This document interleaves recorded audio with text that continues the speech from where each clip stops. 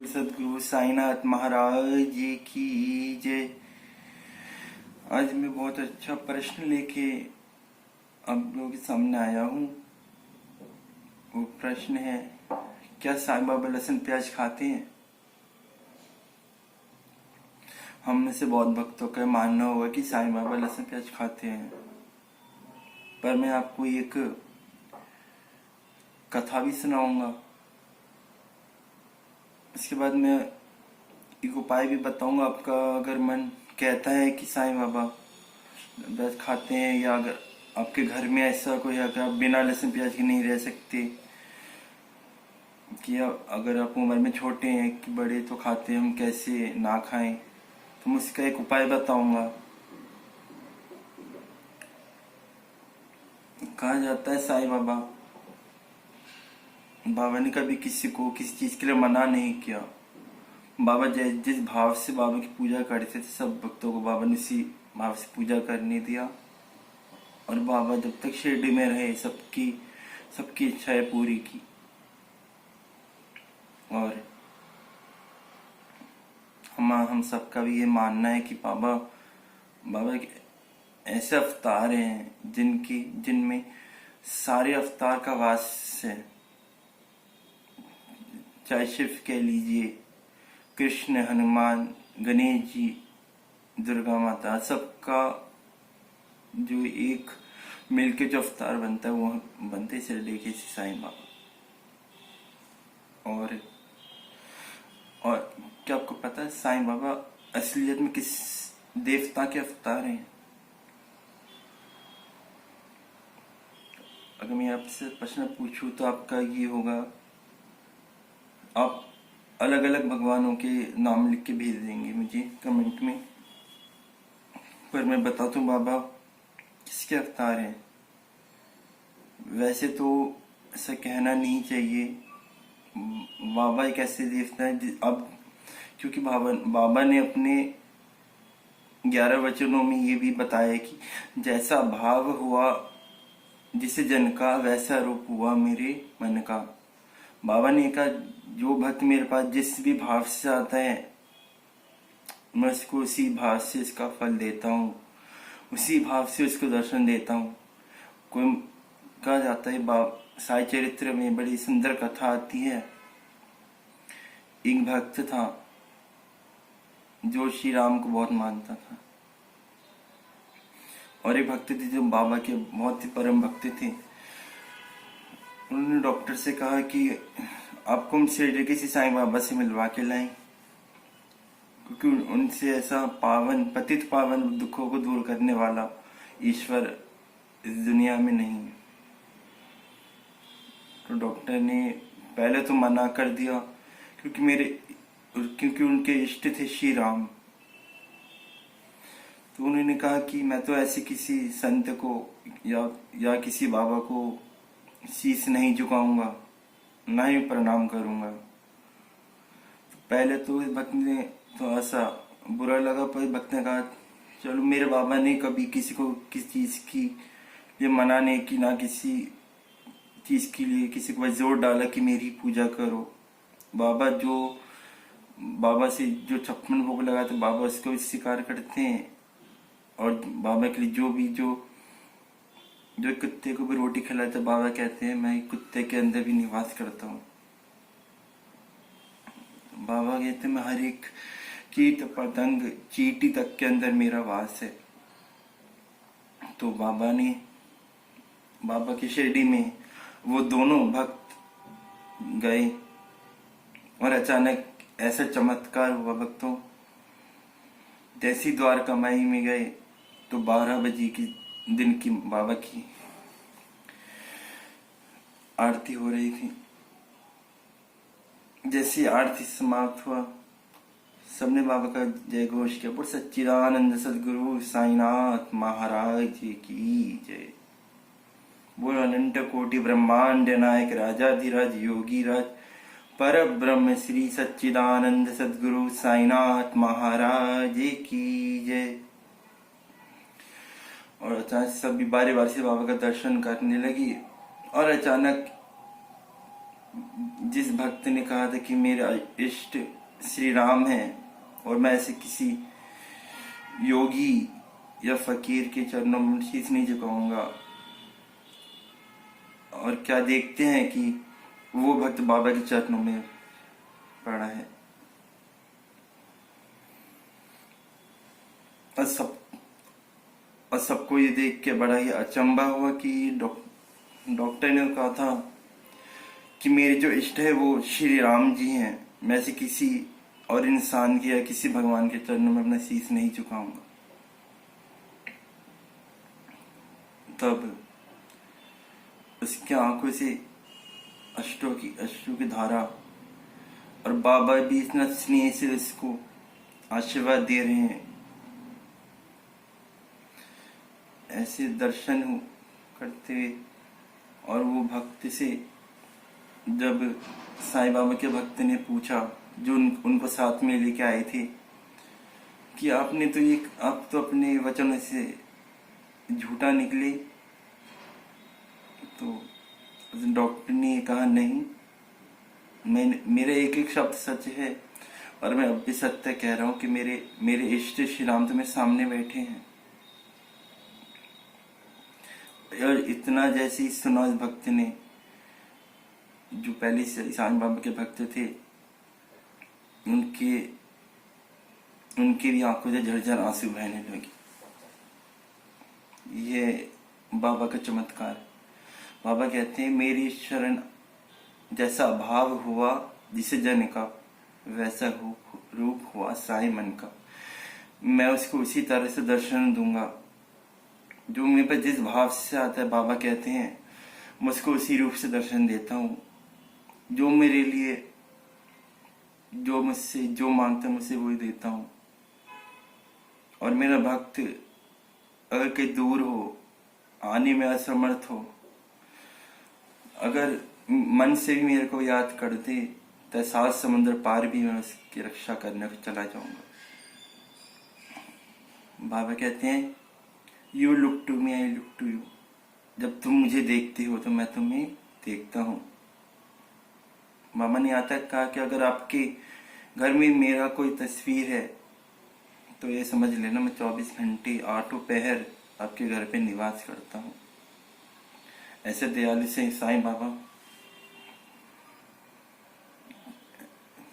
कितने भाग्यशाली वो भक्त होंगे जिन्होंने बाबा के साथ अपना समय व्यतीत किया। और भक्त, आइए उसी प्रश्न की ओर चलते हैं। बाबा को लहसुन प्याज का भोग लगाना चाहिए या नहीं? ये तो हुआ कि मतलब बाबा के अंदर सभी के रूप है, पर ऐसा क्यों?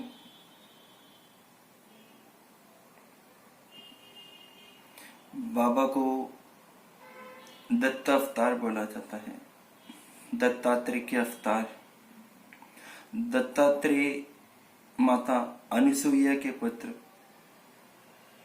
दत्तात्रेय, अत्रि ऋषि के पुत्र दत्तात्रेय, और ऐसे भगवान जिनमें ब्रह्मा विष्णु महेश तीनों का दर्शन होता है। बहुत मंदिरों में आप जाएंगे तो ब्रह्मा जी का आपको मूर्ति नहीं दिखाई देगी, या तो त्रिदेवों के साथ ही उनका दर्शन होगा। और भारत में से एक ऐसा स्थान है जहाँ ब्रह्मा जी का मंदिर है, और वो क्यों किस लिए है वो मैं आपको अगली वीडियो में बताऊंगा, और किस लिए ब्रह्मा जी का उस स्थान पे मंदिर बना ये भी बताऊंगा। आइए उसी प्रश्न में चलते हैं। बाबा, क्योंकि दत्तात्रेय भगवान में विष्णु जी जो बीच में है, उनसे पहले ब्रह्मा जी, उसके बाद श्री शंकर भगवान। अगर आपको माता अनुसुईया जी की ये कथा सुननी है तो प्लीज मुझे कमेंट में बताइएगा। अगली वीडियो में मैं दत्तात्रेय जी की कथा और ब्रह्मा जी का वह स्थान और क्यों होती ब्रह्मा जी की पूजा, वो भी बताऊंगा। इसलिए क्योंकि लहसुन और प्याज, तो हमें पहले ये बात जाननी है आया कहाँ से। बात बहुत पुरानी है। समुद्र मंथन का समय था। देवताओं असुरों में बहुत परिश्रम करके समुद्र का मंथन किया। कहा जाता है इसमें बहुत तरह के मणियां निकली। कौस्तुभ मणि, ऐरावत हाथी, तुलसी, पारिजात और देवी लक्ष्मी, ऐसे बहुत से चीजें निकली। आगे की वीडियो में समुद्र मंथन की भी कथा आपको सुनने को मिलेगी। इसलिए जैसे समुद्र मंथन हुआ, आखिर में धन्वंतरी भगवान, ये भगवान विष्णु के ही अवतार हैं। समुद्र मंथन में भगवान ने कितने अवतार लिए थे, ये मुझे आप कमेंट में बताइएगा। जैसे धन्वंतरी भगवान निकले,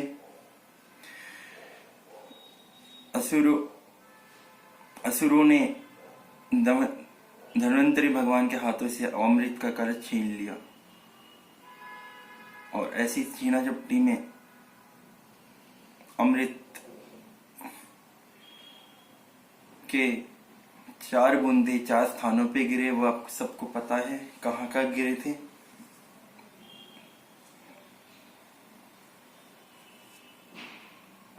और तो उस वक्त सबने भगवान विष्णु से प्रार्थना की, प्रभु अगर ऐसा ही चलता रहा तो ये सारा अमृत पान कर जाएंगे और हम देवता कहाँ जाएंगे। क्योंकि अब वो सबसे शक्तिमान थे जो असुर, और आज भगवान विष्णु के दर पे, कहते हैं भगवान के दर पे जो भी आता भगवान उसका कल्याण करते हैं। और अब भगवान ने बड़ा ही सुंदर रूप लिया। इतनी सुंदर था भगवान। और ये कौन सा रूप था,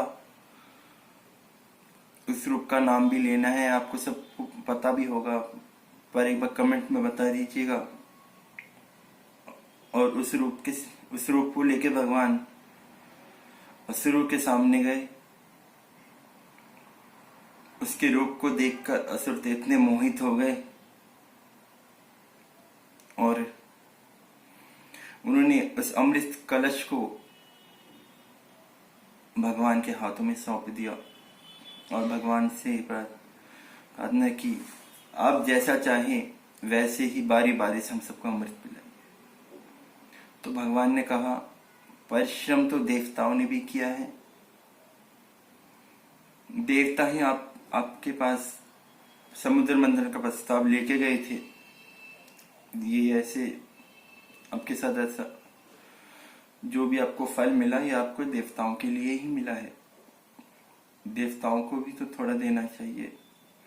अब असुर थे, अब वो कहाँ मानने वाले थे। पर हमारे ठाकुर जी ने भी ऐसी लीला करी। आइए आगे सुनते हैं। अब एक जगह दोनों पंक्तियों में बिठा दिया, असुर और देवता। अब भगवान ने इतना रूप सुंदर किया, असुर तो देख के इतने मोहित हो गए, उनको यही समझ नहीं आया कि हम पी क्या रहे हैं। भगवान ने असुरों को पानी पिला दिया और देवताओं को अमृत पिलाने लगे। इतने में उन असुरों में से एक असुर, जिसका नाम था राहु, उन देवताओं के सूर्य चंद्र के बीच में जाके बैठ गया और भगवान के द्वारा दिया गया अमृत उसने पी लिया। उसी क्षण सूर्य चंद्र ने कहा, प्रभु ये क्या कर दिया प्रभु, ये तो असुर था जो देवताओं के रूप में हमारे बीच में बैठा था, छल से इसने अमृत का ग्रहण किया है। इतना संदेह प्रभु ने सुदर्शन चक्र प्रयोग करके उसका सिर धड़ से अलग कर दिया। और कहा जाता है कि इतना तेज गति से सुदर्शन चक्र को चलाया गया था, जो राहु के पेट में बस 2 बूंदे गई थी और बाकी का उसके मुंह में ही था।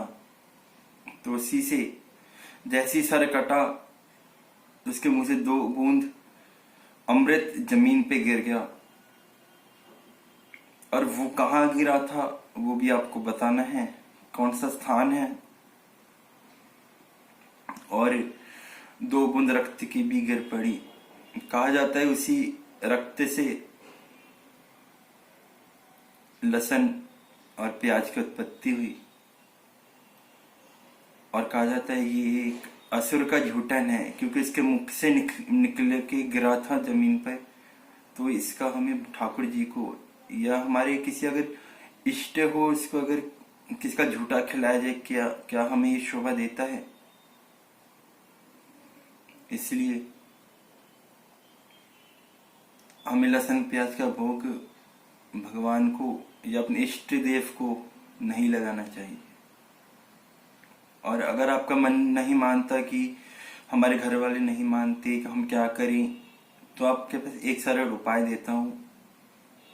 2 पर्ची बनानी है अपने, और अपने मन में अपना यही प्रश्न रखना कि बाबा मेरे घर का तो ये वातावरण है, मैं लहसुन प्याज के बिना तो मैं रह भी नहीं सकता, या मेरे घर वाले मानते नहीं, तो मैं आपकी सेवा कैसे कर सकता हूँ। या तो